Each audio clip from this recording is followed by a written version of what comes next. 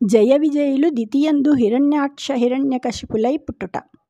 తన కుమారులు దేవతలను బాధపెడతారని దితి అనుకున్నది. 100 సంవత్సరాలైన తర్వాత కశ్యపుని భార్య దితి సమస్త లోకాలను బాధించే కుమారులను కన్నది.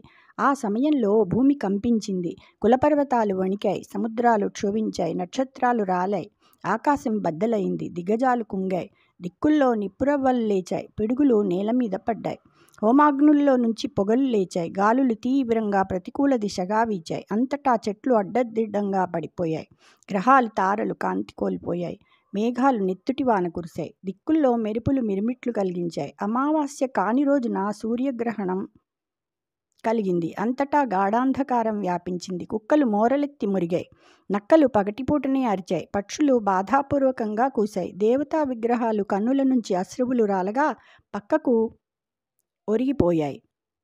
లోకం సహించలేని తేజస్సుతో దితి కుమారులు పుట్టిన సమయంలో గుహలు మ్రోగాయి. సౌమ్య గ్రహాలు వక్రగతులను పొంది పాపగ్రహాలతో మైత్రి చెంది ఉన్నాయి.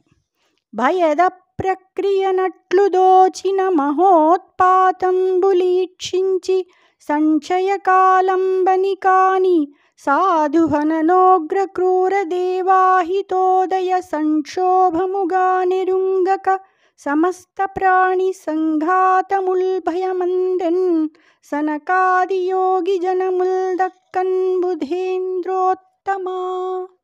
విద్వాంసులలో శ్రేష్ఠుడా, అనిష్ట సూచకాలైన ఉపద్రవాలు చాలా భయంకరంగా ఇలా కనిపించగా సనకాదులు తప్ప సమస్త ప్రాణి సమూహం మంచివారిని సంహరించే భయంకరమైన క్రూర రాక్షసులు పుట్టడం వల్ల ఏర్పడిన సంక్షోభం ఇది అని తెలియక ప్రళయకాలం దాపురించిందేమో అని భయపడ్డది. జయ శ్రీకృష్ణ.